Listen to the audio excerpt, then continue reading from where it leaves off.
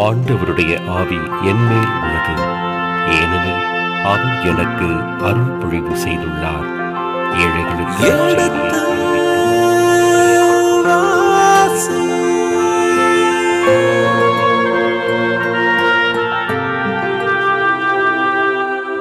எடுத்து வாசி.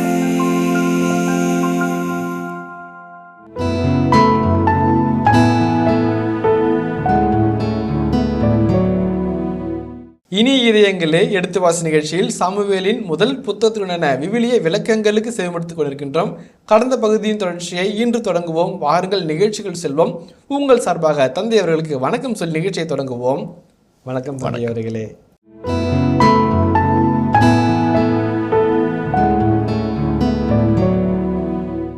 இப்போ இந்த 28ஆம் அதிகாரம் சொல்கிற வாழ்வியல் பாடங்கள் ஒரு 4 பாடங்களை நம்ம மனதிற்குள்ளாக கொள்ளலாம். ஒன்று தாவீதை பற்றிய ஒன்று, 2, 3, 4 ஆகிய நிகழ்வுகள் சவுலை பற்றிய நிகழ்வாக நம்ம பார்க்குறோம். முதலாவது, எதிரியின் பாசறையில் தஞ்சம் தேடிய தாவீது எதிரிக்கு பிரமாணிக்கும்படியாக நடந்து கொள்கிறார். ஆக்கீசு சொல்கிறாரு, நீரும் உன் படை வீரர்களும் என்னோடு போருக்கு வர வேண்டும், இது உமக்கு தெரிந்திருக்கட்டும்ங்கிறாரு. உத்தரவு மிக நல்லது, வரோம் என்றாங்க. எந்த ஒரு தயக்கமும் இல்லாமல், எந்த ஒரு ஒளிவும் இல்லாமல், எந்த ஒரு மறைவும் இல்லாமல், தன்னால் எதிர்க்கப்பட போகிறவர் தன்னினத்து மக்கள் என்ற போதும் வரன்னு சொல்கிறாங்க. செஞ்சோற்று கடன் நன்றி மறவாத ஒரு நல்ல மனது தாவீதுக்கு வரன்றார். முதலாவது, அது நடந்துச்சா இல்லையான்றது வேற இது. முதலாவது. 2வது, ஆக்கீசு தாவீதை எந்த அளவுக்கு நம்பினார்னா, நீ என்னுடன் என்றும் என்னை காப்பாற்றும் மெய்காப்பாளனாக இருக்கணும். இப்போ படையில் சேர்ந்து சண்டைக்கு வாயா அப்படின்னா அது முக்கியம். என் உயிரை காப்பாற்றக்கூடிய ஒரு மெய்காப்பாளனாக இருக்கணும். ஏன்னா நீ சவுலை காப்பாற்றின, நாட்டை காப்பாற்றின, உன் மனைவியை காப்பாற்றின, உன்னுடைய மக்களை காப்பாற்றின, என்னையும் காப்பாற்று. அந்த நம்பிக்கைக்குரியனாக நடந்து கொள்வது மிக முக்கியமான ஒரு காரியம். மிக முக்கியமான ஒரு காரியம், நம்மை நம்புகிறவர்களுக்கு நம்பிக்கை துரோகம் செய்யக்கூடாது. மிக அழகான ஒரு பண்பாக தாவீது தன் வாழ்வில் விளையாடுகிறார். யோனத்தான் அவரை நம்புகிறார், மீகா அவரை நம்புகிறார், சாமுவேல் அவர் மீது அளவு கடந்த நம்பிக்கை வைக்கிறார். எந்த நம்பிக்கைக்கும் பாத்திரவனாக அவர் நடந்து கொள்கிறார். நம்பிக்கை இழக்காதபடி, நம்பிக்கை துரோகம் செய்யாதபடி அவர் இதே கிடையாது. கடைசியாக சவுலும் தாவீதும் உரையாடி கொண்ட உரையாடலை பாருங்க. அதோடு அவருடைய உரையாடல் நிறைவு பெறுகிறது. அதுக்கப்புறம் இது பேசிக்கிறதே கிடையாது. என்ன கடைசியாக சொல்றாரு, துரத்தி வேட்டையாடி, துரத்தி அவர் ஓட விரட்டி அவமானப்படுத்தி கொலை முயற்சிகளுக்கெல்லாம் உள்ளாக்கப்பட்ட ஒரு மனிதனை பார்த்து அவருடைய எதிரி சொல்றாரு, நீ ஆண்டவரின் ஆசி பெறுவாய், பல காரியங்களை செய்வாய், அனைத்திலும் வெற்றி பெறுவாய். இதுதான் அவருடைய கடைசி ஆசி சவுல் வாயிலிருந்து தாவீதுக்கு வந்தது. அவ்வளோ முறை கொல்ல தேடியும் தனக்கு நம்பிக்கைக்கும் தன்னுடைய அபிஷேகத்துக்கும் எதிராக நடந்து கொள்ளாத ஒரு மனிதனுக்கு எதிரின் வாயிலிருந்து வருகிற அருமையான வார்த்தை. தாவீது சின்ன காரியமோ பெரிய காரியமோ, எளியவர்களோ அல்லது பதவியில் இருப்பவர்களோ யாரிடமோ அவர் நம்பிக்கைக்குரிய நடந்து கொண்டார். அந்த சின்ன செயலை செய்தாலும் மிகப்பெரிய செயலை செய்தாலும் அந்த நம்பிக்கையை தவறாமல் ஒரு துல்லியமான எண்ணத்தோடு, ஒரு தீர்க்கமான வைராக்கியத்தோடு நிறைவாக செஞ்சு முடிக்கிறார். அது தாவீதுக்கே ஒரு சிறப்பான பண்பு. ஒரு சின்ன நிகழ்ச்சி ஒன்று நினைவுக்குள்ளாக வருது. ஒரு சில படகுகளை வைத்திருந்தார். அந்த படகுகளுக்கு வண்ணம் தீட்டுவது, அதை அலங்கரிப்பது, அதை பராமரிப்பது உள்ளிட்ட பணிகளை தொடர்ந்து ஒரு சகோதரனிடம் கொடுத்து வந்தார். ஒருத்தட்ட அவர் கொடுத்த உடனே அவர் நல்லா பெயிண்ட் அடிக்கிறாரு. பெயிண்ட் அடிக்கும்போது பார்த்தா ஒரு ஓட்டை ஒன்று இருக்குது.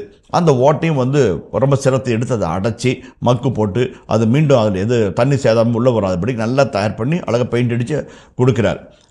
கொடுத்துட்டு இவர் வந்துடுறாரு. அவர் அடுத்த நாள் அதுக்கு அவருடைய கூலியாக வரும்போது ஒரு மிகப்பெரிய ஒரு தொகை வருது. மிஞ்சி போனால் ஒரு 8,000 ரூபாய் வரும் இடத்துல ஒரு 80,000 ரூபாய் அந்த காசோலை வந்திருக்குது. நான் அவர் ஒன்று ஃபோன் பண்ணி கேட்குறாரு, ஐயா நான் ஒரு 8,000 ரூபாய் பெருமான வேலை தான் செஞ்சேன், நீங்கள் 80,000 கொடுத்துட்டீங்க, ஒருவேளை சைபர் மிச்சமாக போட்டிங்களோ என்று இவர் நேர்மையோடு கேட்குறார். அப்போ அந்த தொழிலதிபர் சொல்கிறாரு, சகோதரா நான் போட்டை ஒன்றை எடுத்துகிட்டு போக சொல்லக்குள்ள நீ எடுத்துகிட்டு போனேன், அது பராமரிப்பு பணிக்காக, நான் அதில் ஒரு ஓட்டை இருக்குது, அது பெரிய ஆபத்தை உருவாக்கிறோம் அப்படின்னு சொல்ல நினச்சா நான் மறந்துட்டேன். ஆனால் நீ உன்னுடைய வேலையை செய்யும்போது பிரமாணிக்கத்தோட, நேர்மையோட, கர்ம சிரத்தையோட எல்லாத்தையும் செஞ்சுட்டு அந்த ஓட்டையை அடைச்சி அனுப்பி வச்சுக்கிற. என்னாச்சு தெரியுமா, போட்டு வந்த உடனே வேற யாரும் எடுத்துகிட்டு போகல, என் சொந்த பிள்ளைங்க மீன் பிடிக்க எடுத்துகிட்டு போயிருந்தாங்க. ஒருவேளை நீ அஜாக்கிரதையாக அந்த ஓட்டையை அடைக்காமல் இருந்து என் பிள்ளைங்க அதில் ஏறி போயிருந்தா என் குடும்பமே மூழ்கி போயிருக்கும். நீ வந்து பிரமாணிக்கத்தோடு வேலை செஞ்சதுனால என் குடும்பமே காப்பாற்றப்பட்டது, என் பிள்ளைங்க எனக்கு உயிரோடு இருக்கிறாங்க. அதுக்காக தான் ஒரு சின்ன நன்றியாக செஞ்சேன். நீ பெரிய உதவிக்கும் உன்னுடைய நல்லெண்ணத்துக்கும் இது குப்பை கூட சமம் கிடையாதுன்னு சொல்லி அவர் பதில் சொல்கிறார். எதுக்காக சொல்கிறேன்னா, சின்ன சின்ன காரியங்களில் நம்ம நம்பிக்கையாக தவறாமல் நம்ம நடந்தோம்னா கடவுள் பெரிய ஆசீர்வாதம் பெறுவோம். அதான் சாமி அழகாக சொல்கிறார், நன்று நம்பிக்கையுடைய நல்ல ஊழியனே, சிறியவற்றில் எனக்கு உரியவனாய் இருந்தாய், பெரியவற்றிலும் என் பங்கெடுப்பு. அதுதான் வாழ்க்கை நீதி. அது தாவீதுடைய வாழ்க்கையில் நுணுக்கமாக பார்க்குறோம். எந்த அளவுக்குனா, ஒரு எதிரியின் படையில் எதிராளியுடைய மன்னன் தன் சொந்த நாட்டுக்கு எதிராக படையெடுக்கும் மக்களுக்கு மெய்காப்பாள தன்னை வச்சுக்கிறார் இல்லைங்களா? படையெடுத்து போவது யாரு? இஸ்ராயல் மேல. இவன் அழிக்க வருவது யாரு? இஸ்ராயல் மக்கள். இவனுக்கு மெய்காப்பாளன் யாரு? இஸ்ராயலுடைய ஒரு சகோதரன். இவன் மேல எவ்வளவு நம்பிக்கை இருந்தா, எவ்வளவு பிரமாணிக்கமா இவன் நேர்மை தவற மாட்டான்னு நம்பனா, ஒவ்வொரு சின்ன காரியங்களிலும் அவன் பிரமாணிக்கும்போது நடக்கும்போது அதற்கான வெகுமதி ஆர்டர் தருகிறார். சின்ன காரியங்கள் பிரமாணிக்கமாக இருந்தால் பெரியவற்றுக்குரிய அதிகாரை நியமிக்கிறேன் என்று நம்முடைய உள்மன எண்ணத்தையும் நம்முடைய பிரமாணிக்கத்தையும் ஆஸ்வதிக்கிற இறைவன் ஆண்டவர். அதே ஆண்டவர் தான் தாவீதை ஆசீர்வதிச்சார். ஆடு மேய்ப்பவன் அவனுடைய பிரமாணிக்கத்துக்கும் நம்பத்தகுந்த நியாயமான நல்வாழ்வு கிடைத்த பரிசு தான் இஸ்ராயலின் மணிமகுடமோ அந்த உடன்படிக்கை முன்பாக நின்று ஜெபிக்கக்கூடிய அரச தோற்றமோ. அதை நம்ம மறந்துடக்கூடாது. இது முதல் கருத்தாக நான் முன்வைக்கிறேன். இரண்டாவது ஒரு வாழ்வியல் கருத்து, நம்ம ஏற்கனவே கீழ்ப்படுதலை பற்றி நிறைய பேசியிருக்கிறோம். இந்த இறுதி காட்சியில் இறந்த பின்பும் உயிரோடு வருகிற சாமுவேல் சவுலுக்கு சொல்கிற மிக முக்கியமான ஒரு காரணம் என்னன்னாக்க, நீ தொடர்ந்த கீழ்ப்படினாலே அழிந்து போனாயின்றாரு. தொடக்கத்தில் பழிக்காக அவன் வந்து காத்திருக்கல, ஆண்டோட கீழ்ப்படியாக அவருடைய கட்டப்படுறாரு. அமலுக்கேற அழிக்காம முட்டை. அதே போல் வந்து உன்னுடைய ஆசீர்வாதம் அவருக்கு பயந்து கொடுக்கப்பட்டு தெரிஞ்சப்பறம் அவனை தொடர்ந்து கடவுளுடைய கட்டளை மீறி அவனை கொல்ல தேடினேன். கடவுளை திட்டம் நடக்கூடாது, அதை எப்படியே தடுத்தரலாம் அப்படின்னு நினச்சேன். கடவுளுடைய செயல்பாட்டுக்கும் கடவுளுடைய அபிஷேகத்துக்கும் அருள்படி பெற்றோருக்கு எதிராக நீ நடந்துக்கிட்ட. அதே போலவே குறிக்கக்கூடாதுன்னு நீ முடியாத நான் செயல்படுத்தினேன், ஆனால் நீ அதையும் மீறின. இப்போ தொடர்ந்து கீழ்ப்படிதல் வந்து உங்களுக்கு மிகப்பெரிய அழிவை கொண்டு வந்து சேர்த்துருச்சு. ஒவ்வொரு காரியங்களும் நீ தொடர்ந்து கீழ்ப்படிதல் இல்லாமல் நடந்துக்கிட்டதுனால ஆண்டவர் நாளைய தினம் இந்நேரத்தில் உன்னை என்னோடு வைத்திருப்பார்னு சொல்லி முடிக்கிறார். அதான் முக்கியம். பாவத்தின் சம்பளம் மரணம், கீழ்ப்படியாமின் சம்பளம் உடனடி மரணம்னு சொன்னால் கூட அது தகும்தான். சவுலை பொறுத்த மட்டும் தொடர்ந்து கீழ்ப்படிதல் அவருக்கு மரணத்தை தொடர்ந்து கொண்டு வந்து உறுதிப்படுத்துகிறது. இறுதி ஆணியாக கீழ்ப்படியாமே குறுகேட்ட அந்த ஒரு செயல்பாடு அவர் சவப்பட்டின் இறுதி ஆணியை அடித்து அவரை வாழ்வை நிறைவு செய்கிறது என்று சொன்னால் மிகை கிடையாது. இந்த இடத்துல 1 சாமுவேல் 15ஆம் அதிகாரம் 22, 23 வரிகளில் சொன்ன அதே கருத்தை மீண்டும் வலியுறுத்த நான் ஆசைப்படுகிறேன். முதலாவது, கீழ்ப்படிதல் கடவுளுக்கு மகிழ்ச்சியை தருகிறது. கடவுளுக்கு உகந்தது எது? கீழ்ப்படிதல் முதலாவது. இரண்டாவது, கீழ்ப்படிதல் பலிகளை விட மேலானது. இதெல்லாம் சொல்கிற ஆசிரியர், பலிகளை விட மேலானது, காளையினுடைய கொழுப்பை விட மேலானது, ஹோலோகாஸ்டை விட மேலானது என்று சொல்லி நேர்மறையாக சொல்கிற ஆசிரியர் எதிர்மறையாக சில கருத்துக்களை சொல்கிறார். கீழ்ப்படிதலுக்கு எதிரானது என்ன? கலகம், அல்லது வந்து முரட்டுத்தனம், அல்லது அடங்கா தன்மை. இந்த மூணையும் இந்த கீழ்ப்படுறதுக்கு எதிராக நீ முரட்டுத்தனமாக நடக்கிறது அல்லது கலகம் நடத்துறது, இதெல்லாம் எதுக்கு சமம்? பில்லி சுனியம் அல்லது குறி பார்ப்பது அல்லது மை போட்டு பார்ப்பதுக்கு சமம்னு சொல்கிறார். அது சாவுக்குரிய காரியங்கள், இதுவும் சாவுக்குரிய காரியங்கள் தான். நீ அடங்க மறுக்கிறதும் கலகம் செய்கிறதும் முரட்டுத்தனமாக நீ யார் சொல்கிறதுக்கு நான் யார் கேட்கறதுக்கு நீ நின்ன அப்படின்னாக்க அதுக்கும் குறி கேட்கறதுக்கும் எந்த ஒரு வேறுபாடும் இல்லை. உண்மை கடவுளை மறந்து பிற தெய்வங்கள்ட்ட நீ போகிறதுக்கும் இதுக்கும் வேறுபாடே இல்லை. அதுக்கு மரணம்னா இதுக்கும் சம்பளம் மரணம் தான். அதனால தான் நான் சொன்னேன், பாவத்தின் சம்பளம் மரணம், கீழ்ப்படியாமின் சம்பளம் உடனடி மரணம்னு சொன்னால் சவுளை பொறுத்த மட்டும் அது உண்மையே என்பதை நாம் நினைவுபடுத்திக் கொள்ள வேண்டும். அன்றாட வாழ்க்கையில் கீழ்ப்படியணும். பெரியவங்க சின்னவங்களுக்கு, ஜூனியர் சீனியர்ஸு, அது தொழில் முறையாக அல்லது லாப நஷ்ட கருதியாக அல்ல. வாழ்வு மேம்பட, உறவு மேம்பட, உலகம் மேம்பட ரொம்ப ரொம்ப முக்கியம். சில சமயங்களில் வயதில் பெரியவர்கள் அல்லது அனுபவம் மிக்கவர்கள் நமக்கு சொல்கிறாங்கன்னா நம்ம கேட்கக்கூடிய ஒரு செவிமடுக்கும் தன்மை இருக்கணும். ஏன்னா உங்கள்கிட்ட வெற்றிக்கான வழிகள் 1000 இருக்கலாம், வெற்றிக்கான வழிகள் 1000 உங்கள்கிட்ட இருக்கலாம். இளமையில், திறமையில், அறிவில், செல்வாக்கில், உலக ஞானத்தில், அறிவியல் நுணுக்கங்களில், அறிவியல் கோட்பாடுகளை நுனி விரலில் வைத்திருக்கிறதுல நீங்கள் 1000 வழிகளை நீங்கள் வெற்றிக்கான வழி வைத்திருக்கலாம். என்கிட்ட நீங்கள் ஜெயிக்கிறதுக்கு வழி இருக்குனாக்க என்கிட்ட தோற்று போகக்கூடாது என்பதற்கான அனுபவங்கள் இருக்குது. உங்களுடைய அறிவை விட இந்த அனுபவம் பெருசு. நீங்கள் ஜெயிக்க தெரிஞ்சவங்க அப்படின்னாக்க எனக்கு எப்படி தோக்கக்கூடாதுன்ற பாடங்கள் என்கிட்ட இருக்குது. இது ரெண்டும் இணையும் போது வெற்றி கோட்டை எளிதில் தட்டி பறிக்கலாம். அதை தான் நம்ம இளைய சமுதாயம் மறந்துடுது. 10 எழுத்து படித்த உடனே பல 100 ஆண்டுகள் வாழ்ந்து பெற்ற அனுபவத்தை துச்சமாக நினைக்குது. அந்த தவறு நம்ம செஞ்சிடவே கூடாது. எப்பொழுதும் அந்த அனுபவத்திற்கு தலைவணங்கி அந்த அனுபவ அறிவிலிருந்து நம்முடைய ஏற்றறிவுக்கு உயிர் கொடுக்க நாம் கற்றுக்கொள்கிறோமோ அப்பொழுதுதான் வாழ்க்கையின் உச்சாணிக்கிணையில் உட்கார்ந்து உலகை ரசிக்கக்கூடிய ஒரு இன்பமயம் நமக்கு கிடைக்கும். இல்லை அப்படின்னாக்க அன்றாட வாழ்வின் சின்ன சின்ன இன்பங்களில் சிக்கி தொலைத்து வாழ்வை தொலைத்து தடுமாறி கொண்டிருப்பது தான் வாழ்க்கையின் அவலமாக மாறும். இல்லைங்களா? அறிவியலுக்கும் அறிவுக்கும் போட்டி வச்சோம்னாக்க எது ஜெயிக்கும்? அறிவியல் பல இடங்களில் ஜெயிக்கும், தப்பே கிடையாது. ஆனால் அந்த அறிவியலை ஆதாயமாக தான் நிறுத்துவாங்க. அது ஆன்மீகமாகவும் அடுத்த உலகத்தை கொண்டு போய் சேர்ப்பதாக இருப்பது நல்ல அனுபவங்கள். அது செம்மைப்படுத்துவது இறை அனுபவம். இதை நம்ம இதுக்காக தான் நம்ம அட்லீஸ்ட் இதுக்காகவாது பேரிடம் பார்க்காம சார்ந்து நிற்க வேண்டும். இல்லைங்களா? அது மிக முக்கியமான கருத்து. அந்த கீழ்ப்படுதல் என்ற அந்த இறை தன்மையை பண்பை நம்ம பெற்றுக்கொண்டோம் அப்படின்னாக்க வெற்றிக்கு வளைந்து கொடுக்கிறோம். மலர் மாலைக்கும் வெற்றி மாலைக்கும் தலைவணங்கி நிற்கிறோம் என்பது அடையாளமாகும். பெற்றோர், பிள்ளைகள், தாத்தா பாட்டிகள், பேரப்பிள்ளைகள், இப்படிப்பட்ட உறவு நிலைகளில் இந்த கீழ்ப்படுதல் மிக முக்கியமான ஒன்றாக இருக்கிறது. மிக முக்கியமான ஒன்றாகுது. தாவீதினுடைய வாழ்விலும் சரி, சவுலின் வாழ்விலும் சரி, ரொம்ப அழகான ஒரு கோட்பாட்டு தன்மை நம்ம பார்க்குறோம். கீழ்ப்படுதலினால் வருகின்ற ஆசி மொழி என்ன, கீழ்ப்படியாமல் வருகின்ற சாப மொழி என்ன என்பதை இரு அழகான மனிதர்கள், திருப்பொழி பெற்ற மனிதர்கள் நமக்கு படம் பிடித்து பாடம் சொல்கிறார்கள். இது இரண்டாவது கருத்து. மூன்றாவது கருத்து குறி கேட்டல், மை போட்டு பார்த்தல் போன்ற மூட பழக்கவர்கள் இன்னும் இருக்குதா, இவங்களுக்கான ஒரு செய்தி என்ன என்கிற ஒரு செய்தியை வைக்கிறோம். நிறைய இடத்துல அறிவியலின் முன்னேற்றத்தினாலும் பல்வேறு விதமான பகுத்தறிவு வாதத்தினாலும் அறிவு சார்பாக நம்ம நின்று செயல்படுவதனாலும் பல இடங்களில் இப்படிப்பட்ட பழக்க வழக்கங்கள் மறைந்து ஒழிந்து விட்டன. அது மகிழ்ச்சியை தருகிறது. இப்படிப்பட்ட மூட பழக்க வழக்கங்கள் இன்னும் நம் மனதிற்குள்ளாக ஒரு நப்பாசையாக ஒட்டாசையாக ஒட்டி கொண்டிருந்தால் நமக்கான செய்தி என்பது இப்படிப்பட்ட மூட பழக்க வழக்கங்கள் கடவுளை நம்மிடமிருந்து தூர வைக்கிறது. அதற்கு பதிலாக நமக்கும் கடவுளுக்கும் இடையே இப்படிப்பட்ட மூட பழக்க வழக்கங்கள் நம்முடைய அறிவை, ஆன்மாவை, நம்முடைய உறவை சிதைக்கும் காரணியாக மாறுகிறது. இதை நம்ம மறந்துடக்கூடாது. நம்ம மறந்துடக்கூடாது. ரொம்ப முக்கியமான ஒரு காட்சி. இதில் மனமது செம்மையானால் மந்திரமது தேவையில்லை என்று ஒரு அழகான புத்தகத்தை நான் இளமை காலங்களில் வாசிச்சிருக்கிறேன். அதில் மந்திரம்னா என்ன, மாந்திரிகம்னா என்ன, குறி சொல்றதுன்னு என்ன, சூன்யம்னா என்ன, செய்வன செய்யறதுனா என்ன, மை போட்டு பார்க்கறதுனா என்ன, எலுமிச்சோளத்தை வெட்டி போடுறாங்கன்னா என்ன, இதெல்லாத்துக்கும் ஒவ்வொன்றுக்கும் ஆணித்தரமாக அறிவியல் ஆதாரமாக அது எப்படி நம்முடைய உளவியலை பாதிக்குது, அந்த உளவியல் மூலமாக வாழ்க்கை எப்படி பாதிக்குது, வாழ்க்கையின் மூலமாக நம்முடைய செயல்பாட்டு திறனை எப்படி பாதிக்குது என்பதை மிக அழகாய் அற்புதமாய் விளக்கி சொல்கிற அற்புதமான ஒரு நூல். கிட்டத்தட்ட ஒரு 20-25 நாளுக்கு முன்பாக எழுதிய நூல். அருட்தந்தை அல்போன்ஸ் என்று நினைக்கிறேன் ஆசிரியருடைய பெயர். அருமையான ஒரு புத்தகம். அதை போன்ற நல்ல புத்தகங்களை நாம் வாசிக்கும் போது நமக்கு ஒரு அறிவில் தெளிவு வரும், ஆன்மீகத்தில் உறுதி கிடைக்கும். இதை நம்ம புரிஞ்சுக்கிட்டோம் அப்படின்னாக்க என்ன, இப்போ நம்ம எப்போ இந்த மாதிரி காரியங்களுக்கு செய்வோம் அப்படின்னாக்க when we are weak in faith, when we are weak in our convictions, நம்முடைய விசுவாசத்தில் தளர்ந்திருக்கும் போது, மன வலிமையற்று இருக்கும்போது இப்படிப்பட்ட காரியங்களை நம்ம ஈடுபட எத்தனிப்போம். அதுக்காக நம்ம என்ன பண்ணிக்கணும், நம்முடைய விசுவாசத்தை உறுதிப்படுத்திக்கணும். ஆண்டவரால் கொண்டுள்ள பற்றுறுதியை உறுதிப்படுத்திக் கொள்ள வேண்டும் என்பது மிக முக்கியமான காரியம். அதான் வைரமுத்துடைய கவிதைகள் ஒரு சின்ன கவிதை ஞாபகத்துக்கு வருது.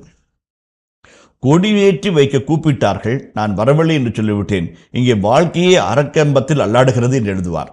ரொம்ப அழகான ஒரு கவிதை. கொடியத்தை வாங்கன்னு நான் கூப்பிட்டாங்க, இங்கே வாழ்க்கையே வறுமைக்கு வாழ்க்கப்பட்டிருக்குது, எதுக்குங்க, வேண்டாம், நம்மளை விட்டுருங்க என்று சொன்னேன் பாரு. சில சமயத்தில் வாழ்க்கையை அரைக்கம்பத்தில் அல்லாடும் போது நாம் மந்திரத்தினால் அல்லது தந்திரத்தினால், அது மாந்திரிகத்தினால் புதையலை பெறுவோம், பள்ளி கொடுப்போம், இரத்த பலி செய்வோம், இதை கொடுப்போம், அதை கொடுப்போம் என்றெல்லாம் நம்ம இது போகும்போது யதார்த்தமான நிலையை கடந்து ஒரு யதார்த்தமே இல்லாத ஒரு ஆசைக்காக, ஒரு புதையலுக்காக, அல்லது ஒரு பெரும் பரிசுக்காக, ஒரு நல்ல அதிர்ஷ்டத்துக்காக இன்றைய மகிழ்ச்சியை நம்ம இழக்கிறோம் என்பதை நாம் மறந்துவிடக்கூடாது. யதார்த்தத்தின் மனிதர்களாக வாழ அழைக்கப்படுகிறோம். ரியலிஸ்டிக்கா, இயல்பா, கடவுள் தருகிற ஆசை எனக்கு போதும், என் பலவீனத்தில் பலம் வெளிப்படும் சொன்ன ஆண்டவர் நம்பி வாழ்கிற யதார்த்தமான வாழ்க்கையை நம்ம தயாரிச்சுக்கணும். மந்திரத்தில் மாங்காய் வரும், தந்திரத்தில் தேங்காய் வரும், அதெல்லாம் காதில் பூச்சுட்டுக்கிற வேலை என்பதை எப்பொழுது புரிந்து கொள்கிறோமோ அப்பொழுதுதான் நம்முடைய விசுவாசத்தில் நம்ம உறுதிப்படுவோம். அதையும் இந்த காட்சி அழகாக நமக்கு தெளிவுபடுத்தி காட்டுகிறது. நன்றி தந்தை அவர்களே, ஒரு தெளிவான விளக்கம். இந்த குறிகேட்டல் என்பது கடவுளையும் நம்மையும் பிரித்து விடுகின்ற ஒரு செயல்.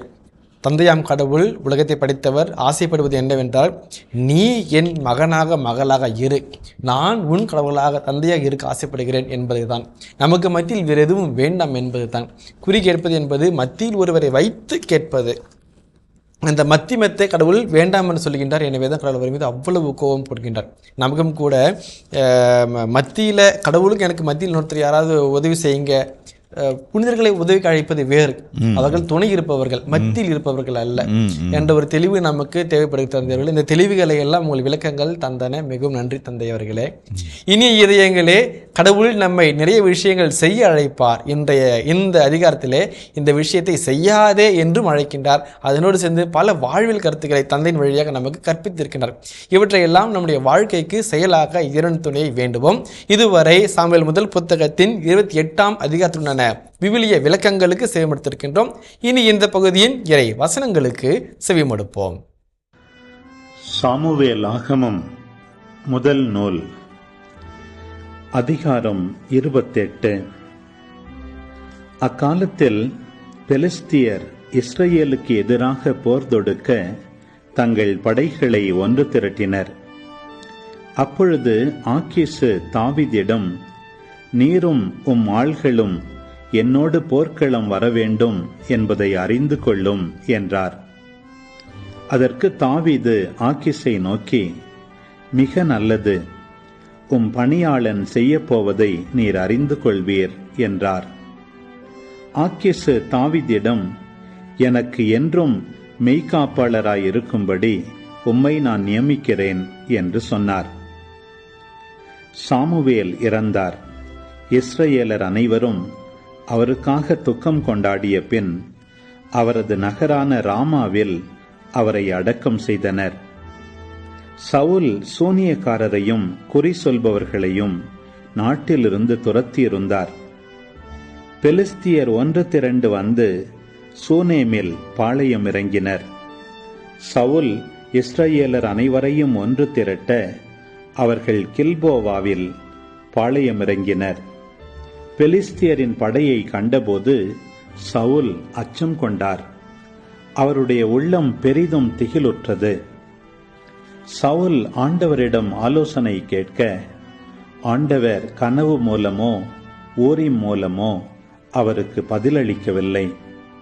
பின்பு சவுல் தம் பணியாளரிடம், குறி சொல்லும் ஒரு பெண்ணை தேடி என்னிடம் அழைத்து வாருங்கள், நான் அவளிடம் ஆலோசனை கேட்க வேண்டும் என்றார். அதற்கு அவர் தம் பணியாளர்கள் அவரை நோக்கி, இதோ ஏன் தோரில் குறி சொல்பவள் ஒருத்தி இருக்கிறாள் என்றனர். சவுல் மாறுவேடமிட்டு வேற்றுடை அணிந்து கொண்டார். அவரும் அவருடன் 2 ஆள்களும் இரவில் புறப்பட்டு அப்பெண்ணிடம் சென்றனர். அவர் அவளை நோக்கி, ஏதாவது ஒரு ஆவியின் துணை கொண்டு நீ குறி கேட்டு சொல், நான் பெயரிட்டு சொல்பவனை எனக்காக எழுப்பு என்றார். அப்பெண் அவரை நோக்கி, சவுல் சூனியக்காரர்களையும் குறி சொல்பவர்களையும் நாட்டிலிருந்து துரத்திவிட்ட செய்தியை நீர் அறிவீர். என்னை கொல்லத்தானே இப்பொழுது என் உயிருக்கு கண்ணி வைக்கிறீர் என்றாள். அதற்கு சவுல், வாழும் ஆண்டவர் மேல் ஆணை, இது குறித்து எத்தண்டனையும் உனக்கு வராது என்று ஆண்டவர் மேல் ஆணையிட்டு கூறினார். பின்பு அப்பெண், நான் உமக்காக யாரை எழுப்ப வேண்டும் என்று கேட்க, அவர் சாமுவேலை எழுப்பு என்று பதிலளித்தார். அப்பெண்ணின் பார்வையில் சாமுவேல் பட்டவுடன் அவள் உரத்த குரலில் கதறி, நீர்தாமே சவுல், ஏன் என்னை ஏமாற்றினீர் என்று சவுலை நோக்கி கூறினாள். அதற்கு அரசர் அவளை நோக்கி, அஞ்சாதே, நீ பார்ப்பது என்ன என்று கேட்க, அதற்கு அவள் சவுலிடம், நிலத்திலிருந்து தெய்வ உருவம் ஒன்று வெளிவருவதை காண்கிறேன் என்றாள். அவர் அவளிடம் அதன் தோற்றம் என்ன என்று கேட்க, அதற்கு அவள், முதியவர் ஒருவர் எழுந்து வருகிறார், அவர் ஒரு போர்வை அணிந்திருக்கிறார், என்றாள்.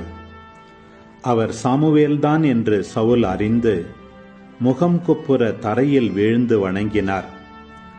அப்பொழுது சாமுவேல் சவுலை நோக்கி, என்னை எழுப்பி நீ ஏன் தொந்தரவு செய்கிறாய் என்று கேட்க, அதற்கு சவுல், நான் பெரும் இக்கட்டில் இருக்கிறேன். ஏனெனில் பெலிஸ்தியர் எனக்கெதிராக போர் தொடுத்து வந்துள்ளனர். கடவுள் என்னை விட்டு அகன்று சென்று விட்டார். இறைவாக்கினர் மூலமாகவோ அவர் எனக்கு பதில் சொல்வதில்லை.